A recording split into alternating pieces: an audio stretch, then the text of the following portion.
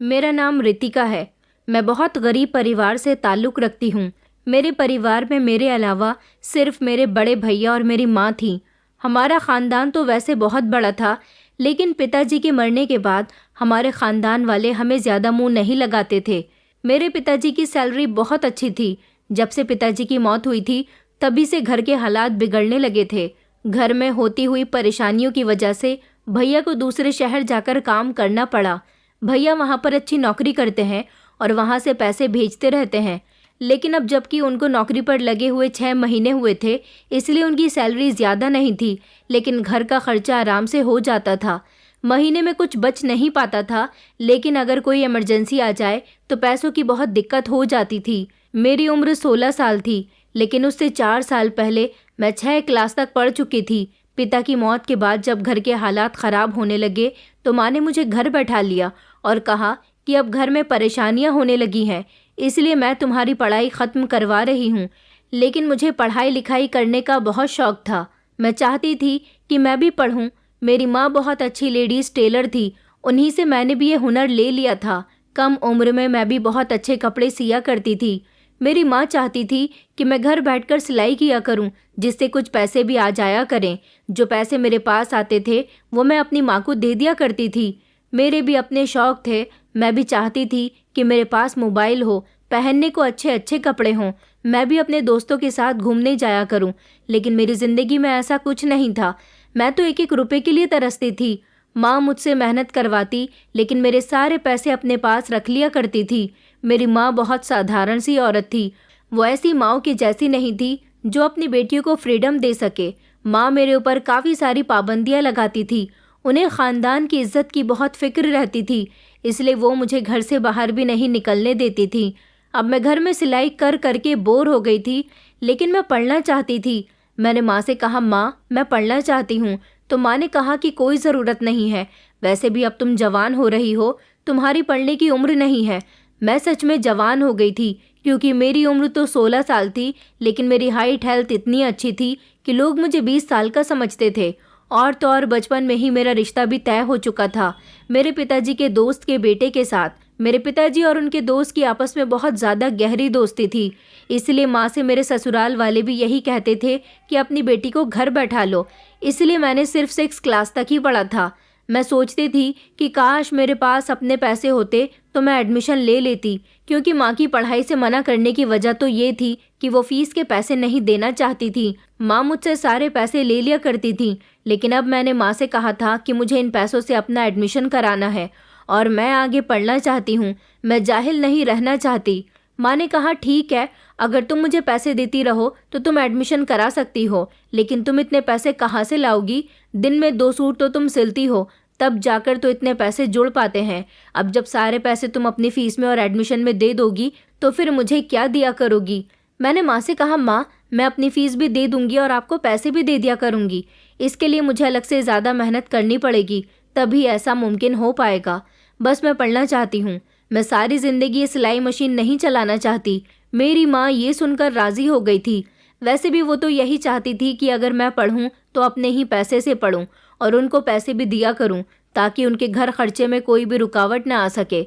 माँ कहती थी कि जब एक बार इंसान को पढ़ाई से हटा लिया जाता है तो फिर दोबारा उसके दिमाग में पढ़ाई नहीं घुसती, और वो मुझे यही समझाती थी कि तुम पढ़ाई मत करो, सिर्फ जो करती हो वही करती रहो। अब जबकि मुझे पढ़ने का कुछ ज़्यादा ही शौक़ जाग रहा था, तो इसीलिए मैंने ठान लिया था कि मैं तो पढ़कर ही रहूँगी। मेरे पड़ोस में एक आंटी रहती थी, उनकी 2 जवान बेटियाँ थीं। बड़ी बेटी तो स्कूल में टीचर थी और छोटी बेटी स्कूल में पढ़ने जाती थी। मैं पड़ोस वाली आंटी के घर चली गई और मैंने जाकर उनकी बड़ी बेटी से बात की। मैं उनको दीदी कहा करती थी। मैंने उनसे कहा कि आप सरकारी स्कूल में टीचर हो ना, मैं चाहती हूँ कि आप मेरा भी वहाँ पर एडमिशन कर दो, क्योंकि सरकारी स्कूल का खर्च वैसे भी कम होता है। वहाँ पर यूनिफॉर्म और कोर्स सारी चीज़ें ज़्यादातर फ्री में ही मिलती हैं। उनका नाम आंचल था। मैं उनको दीदी कहा करती थी।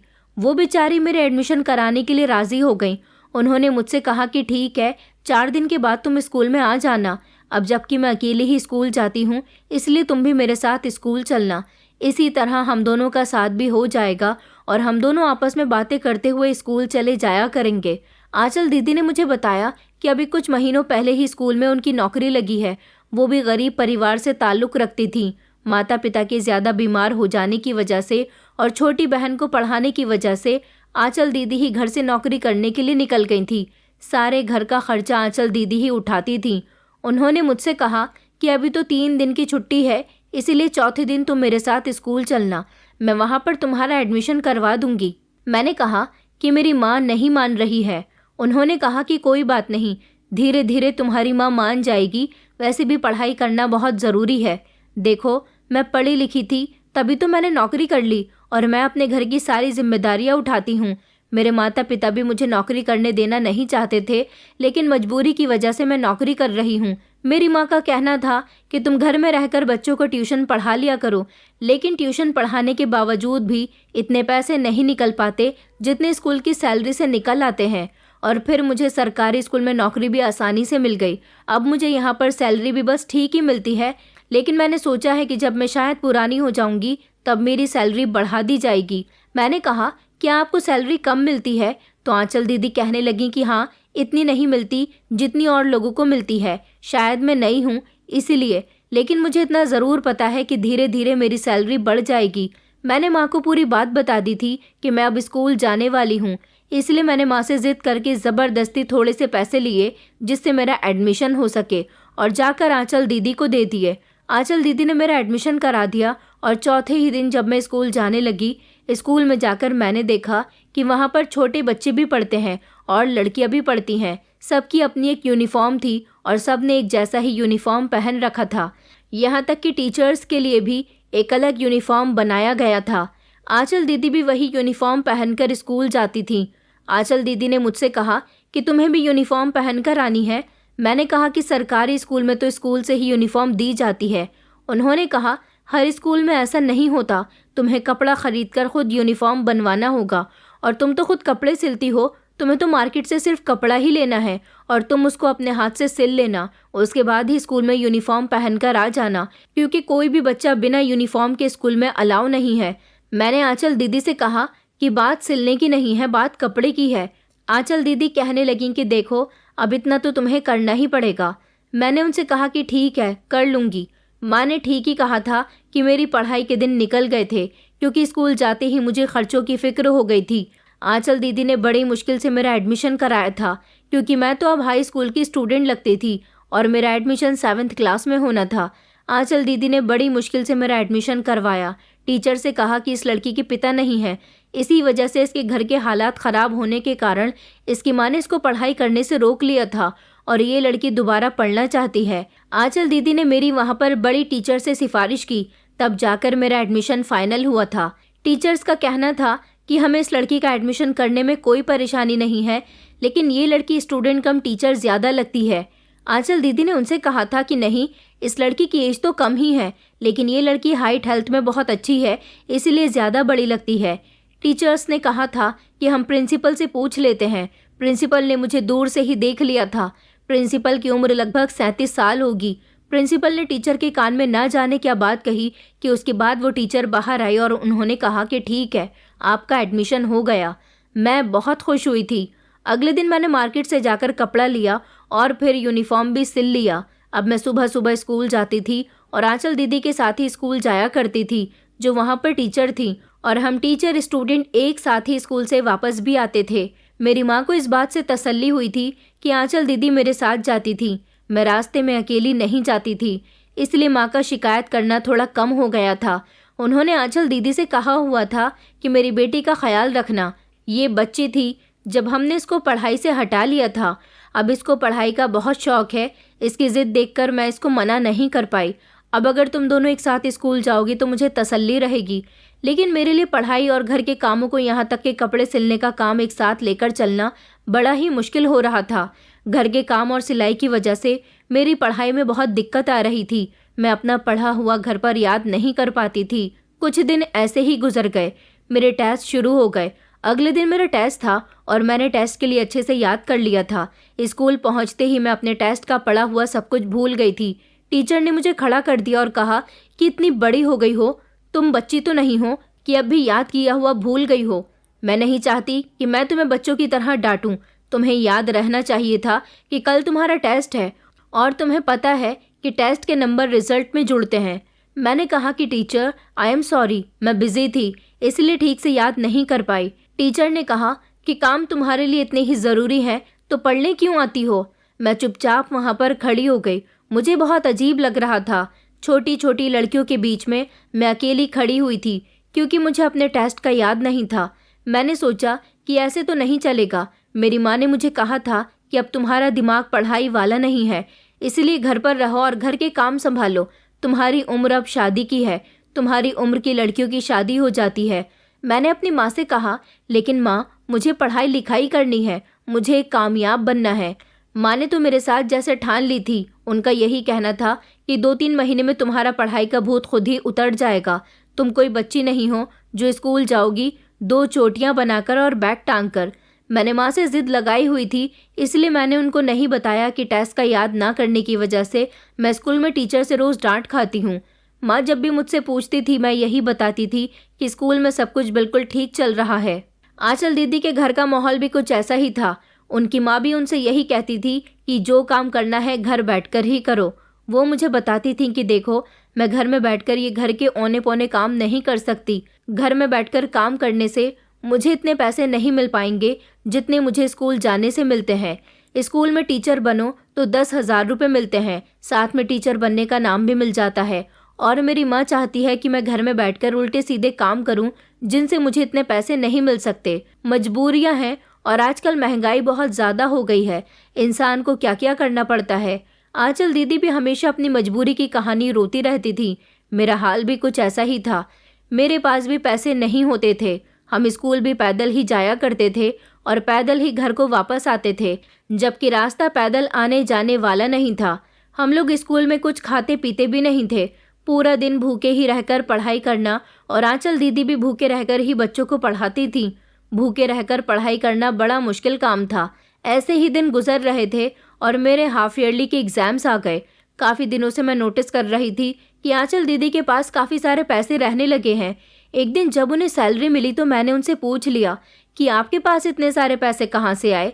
दीदी ने बताया कि उनको सैलरी मिली है। उनकी सैलरी 10,000 रुपये थी, लेकिन उनके पास तो 15,000 थे। मैंने कहा कि आपकी सैलरी तो 10,000 है ना, लेकिन आपके पास तो 15,000 है।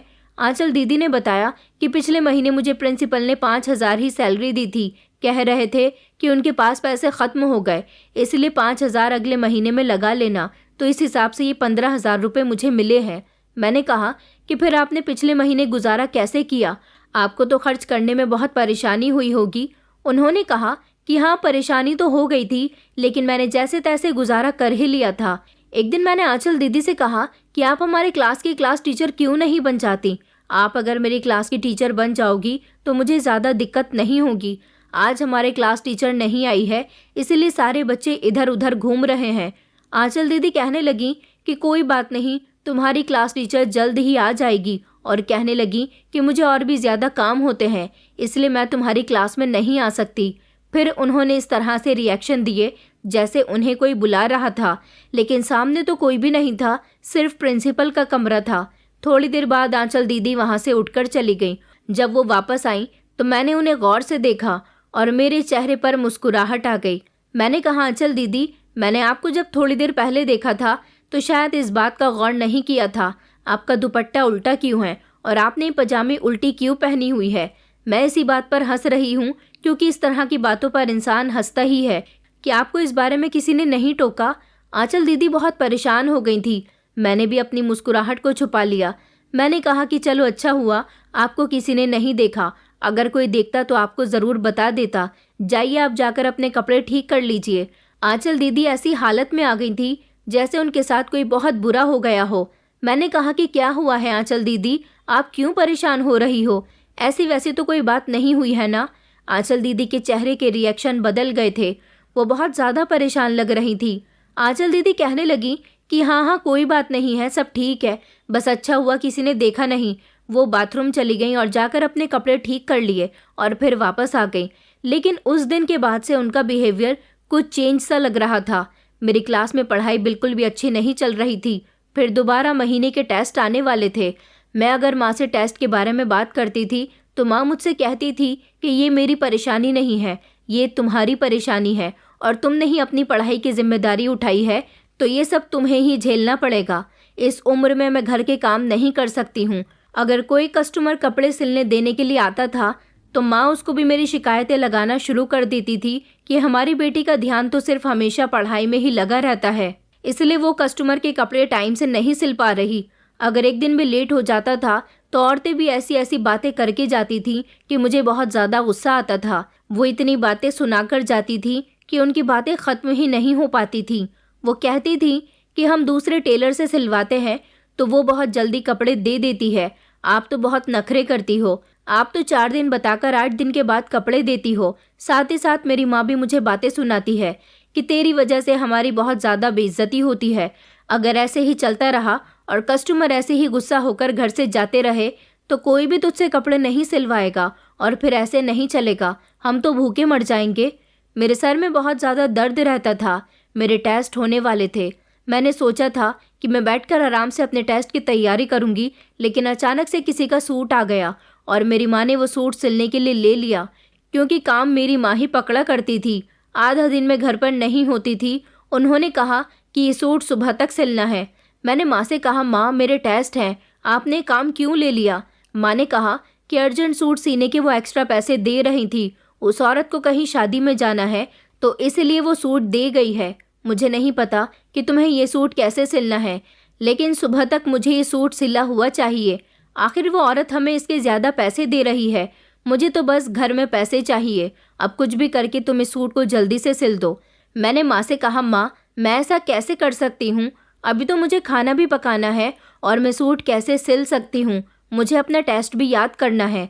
माँ ने मेरी एक नहीं सुनी, मजबूरन मुझे वो सूट सिलना ही पड़ा। सूट सिलने के बाद जब मैं अपनी किताबें लेकर बैठी तो किताबों पर सर रखकर सो गई। सुबह फिर जब मैं सोकर उठी तो मुझे बहुत अफसोस हो रहा था कि मैं टेस्ट का याद नहीं कर पाई। जब मैं स्कूल गई तो मुझे बहुत ज़्यादा डांट पड़ी। स्कूल में मेरी खूब बेइज्जती हुई, मुझे बहुत बुरा लग रहा था। सबके सामने मुझे डांट खाते हुए बहुत शर्म आती थी, क्योंकि मैं क्लास में सबसे बड़ी नज़र आती थी। मेरी कोई उम्र नहीं थी डांट खाने की, मेरी तो पढ़ने की भी उम्र नहीं थी, लेकिन मैं अपने शौक के लिए पढ़ रही थी, तो फिर मुझे ठीक से तो पढ़ना चाहिए था ना। मुझे टीचर ने यहाँ तक कह दिया था कि तुम्हारा तो काम है डांट खाने का, जबकि तुम जितनी बड़ी हो उस हिसाब से तुम्हें क्लास में सबसे ज़्यादा नंबर लाने चाहिए, क्योंकि तुम्हारा दिमाग तो बाकियों से तेज़ है और तुम्हारी उम्र भी ज़्यादा है। लेकिन तुम हो कि तुम्हें कुछ भी याद नहीं होता। मेरी पूरे साल की परफॉर्मेंस बड़ी ख़राब जाने वाली थी। हाफ ईयरली के एग्ज़ाम्स में तो मैं फेल ही हो गई थी। आंचल दीदी ने भी मुझसे कहा कि यार तुम घर वालों से लड़कर अपना काम रोक के इतनी मुश्किल से ये सब कुछ कर रही हो और फिर तुम पढ़ाई भी नहीं कर रही हो। मैंने कहा कि मैं क्या करूं, मेरे दिमाग में कुछ बैठ ही नहीं रहा। हर टाइम मेरे सर में टेंशन होती रहती है। मैं घर जाती हूँ तो मेरी माँ मुझसे पूछे बिना औरतों से कपड़े सिलने के लिए ले लेती है, बल्कि वो तो आस पड़ोस के घरों में जाकर सिलने के लिए औरतों के कपड़े लेकर आ जाती है। शायद वो यही चाहती है कि पढ़ाई का भूत मेरे दिमाग से उतर जाए और बस मैं कपड़े ही सिलती रहूं। अगर मैं नाकाम होकर लौट गई तो मेरी बड़ी बेइज्जती हो जाएगी।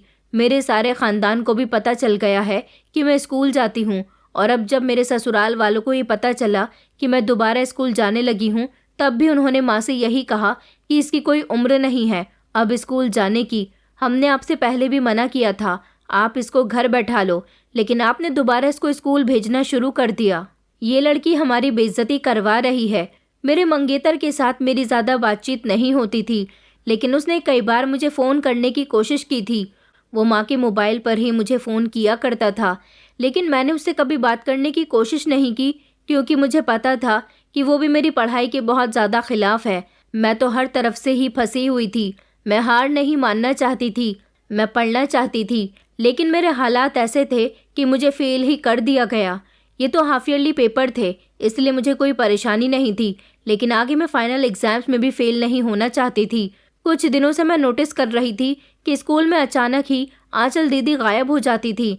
इंटरवल का टाइम होता था तो वो कहती थी कि हम दोनों मिलकर बैठेंगे, लेकिन उनका तो पता ही नहीं चलता था कि वो कहाँ पर चली गई। एक दिन जब मेरे पास आकर बैठी तो उठकर जाने लगी कि तभी उनका पर्स वहाँ पर गिर गया, जिसकी चेन खुली हुई थी।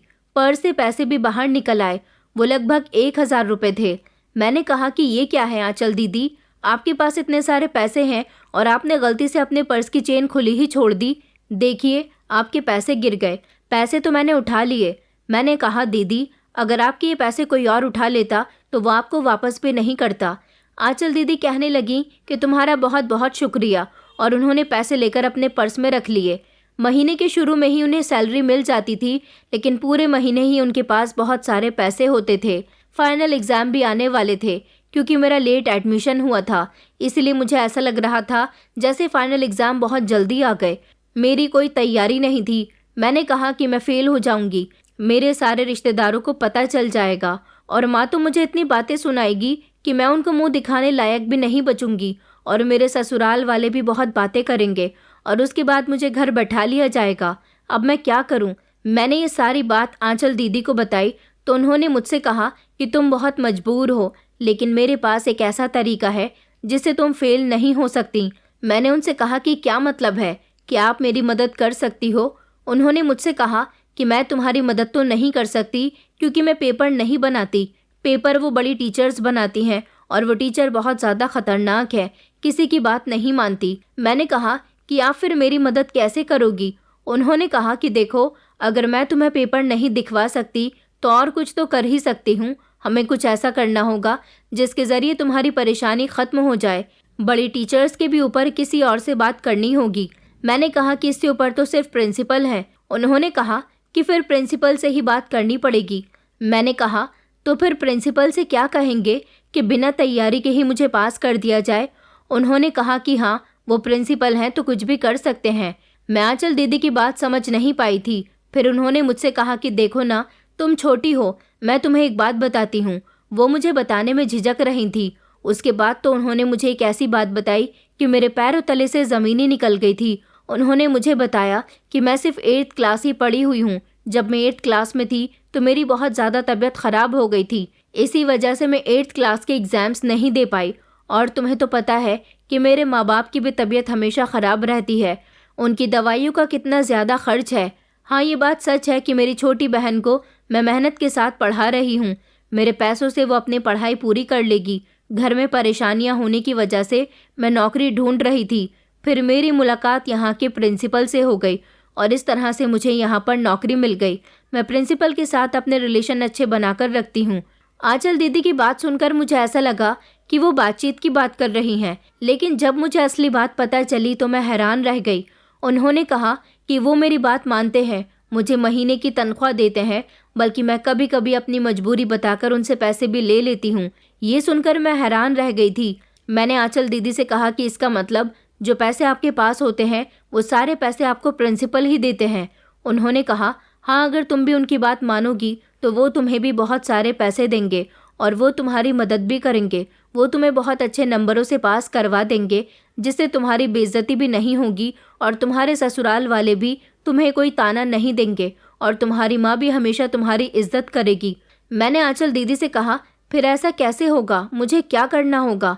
आंचल दीदी ने कहा कि कुछ नहीं, बस जब प्रिंसिपल तुम्हें बुलाएं तो तुम्हें थोड़ी देर के लिए उनके पास जाना होगा और उनसे थोड़ी बातचीत करनी होगी। उनके साथ थोड़ा अटैच होना पड़ेगा, उनसे तुम्हें थोड़ी सी दोस्ती करनी पड़ेगी। मैंने कहा कि दोस्ती से क्या मतलब है? उन्होंने कहा कि तुम खुद बड़ी हो गई हो, लेकिन तुम्हारा दिमाग अभी भी बच्चों वाला ही है। बच्चों के साथ बैठ बैठ कर तुमने अपनी अक्ल भी ख़त्म कर दी है क्या? आखिर मर्द और औरत की दोस्ती का क्या मतलब हो सकता है? अब मैं आंचल दीदी की थोड़ी थोड़ी बात को समझ रही थी। मैंने उनसे कहा कि ये तो गलत है ना? तो आंचल दीदी कहने लगी कि जाओ, फिर फेल हो जाओ। मैंने आंचल दीदी से कहा कि नहीं नहीं, मुझे फेल नहीं होना।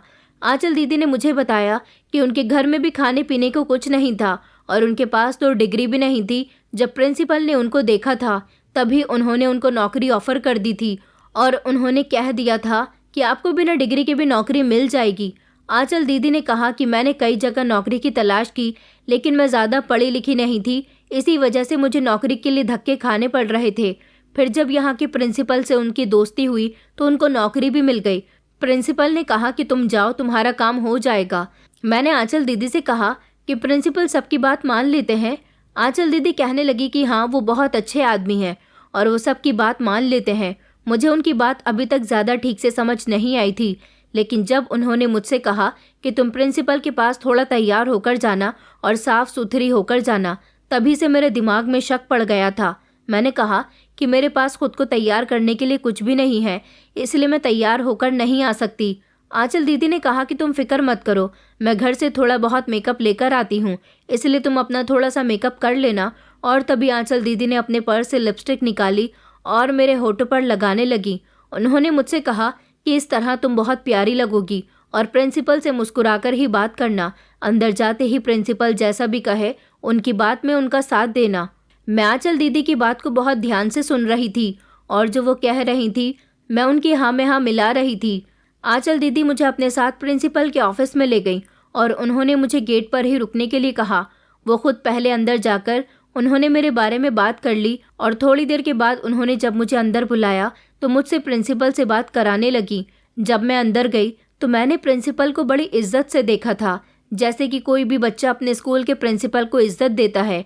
आंचल दीदी ने मुझे प्रिंसिपल से मिलवाया और प्रिंसिपल को भी मेरे बारे में बता दिया कि मैं कौन सी क्लास में पढ़ती हूँ और क्या चाहती हूँ। तभी पलटकर प्रिंसिपल ने जवाब दिया कि हाँ, मुझे सब कुछ पता है, तुम फिक्र मत करो। आज तो मैं थोड़ा बिजी हूँ, एक काम करते हैं, कल तुम्हारे साथ मीटिंग रख लेते हैं। कल तुम इसी टाइम पर आ जाना, लेकिन किसी को बताना नहीं। अगर सारे स्टूडेंट्स को पता चल गया कि मैं तुम्हारी हेल्प कर रहा हूँ तो इसीलिए एग्ज़ाम से पहले सारे स्टूडेंट मेरे पास आकर अपनी सिफारिश करने लगेंगे। मैं प्रिंसिपल की बात समझ गई थी। मैंने कहा कि जी सर, किसी को कुछ नहीं बताऊंगी। प्रिंसिपल ने कहा कि ठीक है, कल टाइम से आ जाना। मैं ओके सर कहकर प्रिंसिपल के ऑफिस से बाहर निकल गई थी। मेरे आने से थोड़ी देर पहले ही आंचल दीदी ऑफिस से बाहर निकल गई थी। जब मैं बाहर गई तो आंचल दीदी मुझसे कहने लगी कि तुम इतनी जल्दी कैसे बाहर आ गई। मैंने कहा कि सर ने कहा है कि वो अभी थोड़े बिजी हैं, इसलिए वो कल मुझसे मीटिंग कर लेंगे। आंचल दीदी ने कहा कि बस अब तुम्हारा काम हो गया। मैंने आंचल दीदी से कहा कि मीटिंग का क्या मतलब है। उन्होंने मुझे बताया कि तुम्हें पता चल जाएगा, बस कल भी इसी तरह से तैयार होकर टाइम से सर के पास चली जाना। घर आने के बाद मैं बहुत थक गई थी। अपने सारे काम से निपटकर जब रात को मैं सोने के लिए लेटी तो बस सारी रात में यही सोचती रही, आखिर इन सब बातों का क्या मतलब है, क्या होने वाला था। आखिर ये कैसे प्रिंसिपल हैं जो अपने ही स्कूल के बच्चों को बिना डिग्री के टीचर से पढ़वा रहे थे और ख़ुद भी हर टाइम स्कूल में ही रहते थे। क्या प्रिंसिपल को अपने स्कूल की इज्जत की कोई फिक्र नहीं थी? हमसे तो वो फीस ले रहे थे, तो फिर इस फीस का क्या मतलब होगा।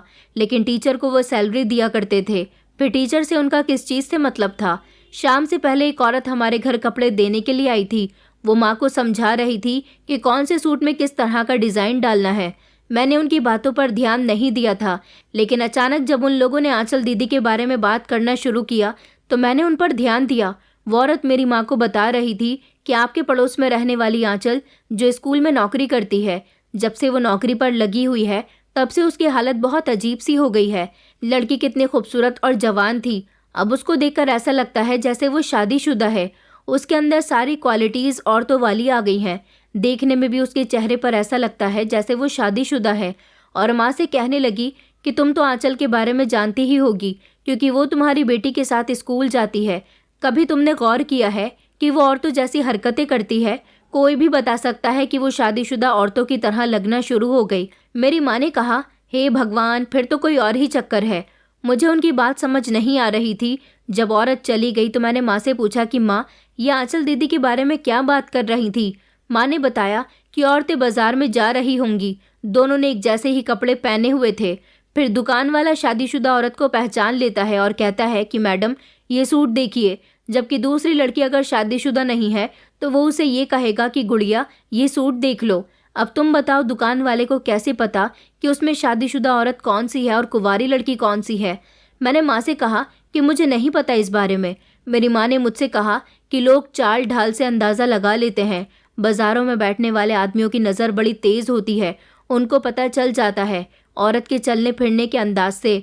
वो इसी बात से सब कुछ अंदाज़ा लगा लेते हैं कि कौन सी लड़की शादीशुदा है और कौन सी कुंवारी है। चाहे दोनों का वज़न एक जैसा हो, कपड़े भी एक जैसे हों और शरीर भी एक जैसा हो। मैंने माँ से कहा कि क्या आंचल दीदी आपको शादीशुदा लगती हैं? तो माँ कहने लगी कि हाँ, आंचल शादीशुदा औरत लगना शुरू हो गई है। न जाने वो क्या करती है, हमें नहीं पता। लड़की जब घर से बाहर निकल जाए तो ना जाने क्या क्या करती है, इसलिए मैं भी तुझे घर से बाहर जाने के लिए मना करती हूँ। मैंने माँ से कहा, लेकिन मैं तो पढ़ने के लिए जाती हूँ।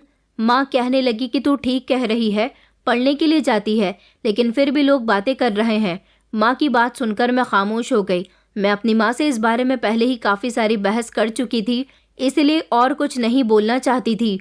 मैं अपने कमरे में चली गई। जब सुबह हुई तो जैसे ही मुझे आंचल ने कहा था थोड़ा तैयार होकर आना, इसलिए मैं घर से थोड़ा बहुत तैयार होकर चली गई थी। जब मैं स्कूल पहुंची तो मेरी क्लास टीचर ने मुझसे कहा कि तुम्हें प्रिंसिपल ने बुलाया है, शायद तुमसे कोई ज़रूरी काम है। मैं प्रिंसिपल के ऑफिस के बाहर खड़ी हो गई थी। आंचल ने मुझे कहा था कि अपने चेहरे पर स्माइल रखना और जैसे ही प्रिंसिपल कहे बस ऐसा ही करती रहना, इससे तुम्हारा काम हो जाएगा। मेरा दिल बहुत घबरा रहा था। मुझे ऐसा लग रहा था जैसे कुछ गड़बड़ होने वाली है। मुझे बहुत अजीब लग रहा था। मैंने दरवाज़ा खोला और दरवाज़ा खोलकर अंदर गई तो प्रिंसिपल ने मुझे अपने ऑफिस में देखते ही ऑफिस के सारे पर्दे गिरा दिए और कमरे का माहौल ऐसा बना हुआ था जैसे दिन में ही रात हो गई थी। मैं उनके पास चली गई। उन्होंने मुझसे कहा कि कैसी हो। मैंने कहा कि ठीक हूँ। तो उन्होंने कहा कि अच्छी लग रही हो। मैंने कहा कि सर, वो मुझे एग्ज़ाम में पास होना है। तभी प्रिंसिपल कहने लगे कि हाँ हाँ, तुम पास हो जाओगी, तुम्हारे तो बहुत अच्छे नंबर आएंगे, तुम फिक्र मत करो, मुझे तुम्हारे बारे में सब कुछ पता है। तुम में इतनी हिम्मत है कि तुम अभी तक पढ़ाई कर रही हो, जबकि तुम्हें तो बड़ी क्लास में होना चाहिए था। ऐसी लड़कियां मुझे बहुत पसंद हैं। प्रिंसिपल बात करते हुए धीरे धीरे मेरे करीब आ रहे थे। मुझे समझ नहीं आ रहा था कि ऐसा क्यों है। मैंने वापस जाने की कोशिश की तो मैंने दरवाजे की तरफ देखा तो दरवाज़ा बंद था। मैंने प्रिंसिपल से कहा कि आपने दरवाज़ा क्यों बंद किया हुआ है। प्रिंसिपल कहने लगे कि मुझे नहीं पता। मैंने कहा कि सर, मुझे बाहर जाना है। तो उन्होंने कहा कि तुम अपनी मर्जी से आई हो। मैंने कहा कि मुझे तो सिर्फ पास होने के लिए आपसे सिफारिश लगवानी थी। तो सर कहने लगे कि सिफारिश तो इसी तरह से लगाई जाती है। उन्होंने मेरी आंखों में देखा तो मैं हैरान रह गई थी, क्योंकि अब मुझे सारे मामले की समझ आ गई थी। आखिर मेरे साथ क्या होने वाला था, मुझे इस बारे में पता चल गया था। उसके बाद मैं चीखती रही, चिल्लाती रही, लेकिन मेरी मदद के लिए कोई नहीं आया, क्योंकि खिड़की दरवाजे अंदर से बंद थे, इसलिए अंदर की आवाज़ बाहर नहीं जा सकती थी। प्रिंसिपल ने मेरी इज्जत को तार तार कर दिया था। मैं अपनी किस्मत पर बहुत ज़्यादा रो रही थी। प्रिंसिपल ने मुझसे कहा कि अपनी हालत ठीक करो और ऑफिस से बाहर चली जाओ, और अगर तुमने इस बारे में किसी को बताने की कोशिश करी तो मैं तुम्हें फेल कर दूंगा। मैं स्कूल से देर से घर गई थी और घर जाते ही सीधे अपने कमरे में चली गई और कमरे को अंदर से बंद कर लिया। माँ ने मुझे देख लिया था। माँ ने दरवाजे पर दस्तक भी दी और कहने लगी कि क्या हो गया, ये किस तरह की हरकतें कर रही हो। माँ कहने लगी कि तू ठीक है, कोई बात तो नहीं है। माँ बहुत देर तक दरवाज़ा बजाती रही, लेकिन मैंने दरवाज़ा नहीं खोला। मेरी हालत बहुत बुरी हो चुकी थी। मैं बुरी तरह से रो रही थी। सारा दिन मैं अपने कमरे से बाहर नहीं निकली थी और रात को जब बाहर आई तो माँ ने मुझे अजीब नज़रों से घूरना शुरू कर दिया। माँ मुझसे कहने लगी कि आखिर मुझसे क्या बात छुपा रही है। मैंने माँ से कहा कि नहीं, मैं आपसे कुछ नहीं छुपा रही, बस मैं कल से स्कूल नहीं जाऊँगी। मेरी माँ ने कहा कि ठीक है, तुम्हारी मर्जी है। वैसे भी माँ तो यही चाहती थी, और उस दिन के बाद मैंने स्कूल जाना छोड़ दिया था। 3 दिन के बाद घर पर आंचल दीदी आई और उन्होंने मुझसे कहा कि पागल लड़की, तुमने स्कूल जाना क्यों छोड़ दिया? जब तुमने सर के सामने अपनी सिफारिश लगा ही दी थी तो फिर तुमने स्कूल जाना क्यों बंद किया? मैंने आंचल दीदी से कहा कि ये सब कुछ आपकी वजह से हुआ है, आखिर आप भी यही सब कुछ करती हो ना।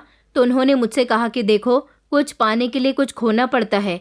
ये दुनिया बड़ी जालिम है। जो आप चाहते हो वो आपको इतनी आसानी से नहीं मिल पाता, उसके लिए कोई ना कोई स्ट्रगल तो करना ही पड़ता है। मैंने आंचल दीदी से कहा कि काश मुझे आपकी बातों में नहीं आना चाहिए था। अगर मुझे आपकी बातों का अंदाज़ा पहले ही हो जाता तो मेरे साथ ऐसा नहीं होता। आंचल दीदी, आपने मेरे साथ बहुत बुरा किया, मैं आपको कभी माफ़ नहीं करूँगी। तो आंचल दीदी मुझसे कहने लगी कि मैं मजबूर थी और तुम भी मजबूर हो। तुम भी तो हार नहीं मानना चाहती थी और तुम्हें भी तो लड़ना था, सबको गलत साबित करना था। तो अब क्यों तुम हार मान गई हो? मैंने कहा कि आप ठीक कह रही हो, मैं हार मान गई हूँ, क्योंकि मैं वाकई हार गई हूँ। और अब आप यहाँ से उठकर चली जाओ। आज के बाद मेरे घर पर दोबारा मत आना। मैं अब स्कूल कभी नहीं जाऊँगी। और मैंने वैसा ही किया। मैंने स्कूल जाना छोड़ दिया था। अब मैं घर पर ही रहकर घर के सारे काम किया करती थी और अपनी सिलाई करती थी। एक दिन मुझे पता चला कि स्कूल के प्रिंसिपल के बारे में लोग गलत गलत तरीके की बातें बना रहे हैं, लेकिन लोग सिर्फ बातें ही बना सकते थे। पुलिस के सामने प्रिंसिपल की हरकतें बताने की हिम्मत किसी में भी नहीं थी। मेरी माँ को ये नहीं पता था कि मैं इसी स्कूल में जाती थी और यही वो प्रिंसिपल है जिसने मेरी ज़िंदगी बर्बाद कर दी। मैं दिल ही दिल में कुढ़ती रहती थी और अपने आप को बहुत बड़ा गुनहगार समझती थी। आखिर मैंने अपनी माँ का कहना नहीं मानकर अपनी ज़िंदगी को खुद ही बर्बाद किया था। मेरी माँ मुझ पर ठीक पाबंदियाँ लगाया करती थी। आखिर मुझे लोगों के मतलब के बारे में नहीं पता था कि कोई हमारी मासूमियत का फ़ायदा भी उठा सकता है। कोई भी प्रिंसिपल के खिलाफ मुंह खोलने के लिए तैयार नहीं था, जबकि स्कूल में बहुत सारी ऐसी स्टूडेंट और टीचर्स थी जो प्रिंसिपल की हरकत की शिकार हो गई थी। प्रिंसिपल सबको ब्लैकमेल करके अपना काम निकलवा लिया करता था। टीचर्स को कहता कि अगर तुमने मेरा काम नहीं किया तो मैं तुम्हें सैलरी ज़्यादा नहीं दूंगा, और अगर मुझे तुम खुश करती रही तो मैं तुम्हारी सैलरी हर महीने बढ़ाया करूंगा। और स्टूडेंट को यही लालच दिया करता कि अगर तुमने मेरा कहना नहीं माना तो मैं तुम्हें फेल करवा दूंगा, जैसा कि मेरे साथ हुआ था। यही सब कुछ प्रिंसिपल ने मेरे साथ भी किया था। कोई भी बदनामी के डर से अपना मुंह खोलने के लिए तैयार नहीं था। आखिर गलती तो सबकी ही थी। अगर प्रिंसिपल ने सबको लालच दिया था तो हमें भी प्रिंसिपल के लालच में नहीं आना चाहिए था। आखिर हम लोग भी तो पढ़ाई के नाम पर प्रिंसिपल को खुद के खिलाफ ब्लैकमेल करने का मौका दे रहे थे। बहुत सारी टीचर्स ऐसी हैं जो मजबूरी में नौकरी करने के लिए निकलती हैं और प्रिंसिपल जैसे लोग उन लड़कियों का फ़ायदा उठाते हैं। वो सब मासूम थीं। उन्हें नहीं पता था कि उनकी मजबूरी का सिला उनको इस तरह से मिलने वाला है। एक दिन मुझे पता चला कि प्रिंसिपल के खिलाफ किसी ने मुकदमा दर्ज कराया है और प्रिंसिपल को अरेस्ट करने की मांग की जा रही है, लेकिन सिर्फ उस एक लड़की के सिवा कोई दूसरा अपना मुंह खोलने के लिए तैयार नहीं था। जब मुझे इस बारे में पता चला तो मैंने सोचा कि मैं इस मासूम लड़की का साथ ज़रूर दूंगी, जैसा मेरे साथ हुआ है। मैं नहीं चाहती कि आगे और भी किसी के साथ ऐसा हो। मैंने ठान लिया था कि मैं पुलिस को जाकर सब कुछ बता दूंगी। पुलिस को गवाह की ज़रूरत थी और उस लड़की के सिवा कोई भी गवाह बनने को तैयार नहीं था। अगले ही दिन मैं पुलिस के पास गई और मैंने जाकर प्रिंसिपल के बारे में सब कुछ बता दिया। अब मेरी वजह से उस प्रिंसिपल को सज़ा मिलने वाली थी।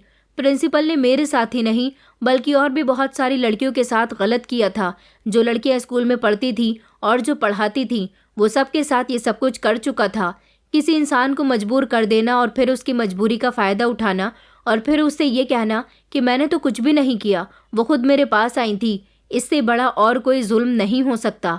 मैंने पुलिस को अपने बारे में सब कुछ बता दिया जो प्रिंसिपल ने मेरे साथ किया था। जब लोगों को पता चला कि मैं गवाही दे चुकी हूँ, इसी तरह से स्कूल की और बहुत सारी टीचर्स और स्टूडेंट भी सामने आ गए जिन्होंने अपनी गवाही दी, और इसी तरह से अब प्रिंसिपल को जेल हो चुकी है। हालांकि मेरी माँ ने यह सुनने के बाद मुझे बहुत सारी बातें सुनाई, लेकिन मुझे अपनी माँ की बातों से कोई फ़र्क नहीं पड़ता, क्योंकि मैंने अपने आप को ही नहीं बल्कि बहुत सारी लड़कियों को इंसाफ दिलाया था। जब मेरे ससुराल वालों को ये बात पता चली तो उन्होंने भी रिश्ता ख़त्म कर दिया। मुझे किसी की परवाह नहीं है। शायद मेरे नसीब में मेरा साथ देने वाली मेरी सिलाई मशीन ही थी। आज मैं इतनी अच्छी लेडीज़ टेलर बन चुकी हूँ। मैंने अपना बहुत बड़ा बुटीक खोल लिया। मेरे घर के हालात भी सुधर गए। माँ भी मुझसे खुश रहती है, लेकिन अब मैं शादी नहीं करना चाहती। मैं चाहती हूँ कि मैं बहुत बड़ी फैशन डिज़ाइनर बन जाऊँ और अपने शौक़ को पूरे कर सकूँ। दोस्तों, उम्मीद करती हूँ आपको हमारी कहानी पसंद आई होगी। कहानी पसंद आई है तो वीडियो को लाइक करें, चैनल पर नए हैं तो चैनल को सब्सक्राइब करें और हाँ, नोटिफिकेशन बेल को ज़रूर दबाएं ताकि अगली अपडेट सबसे पहले आपको मिले।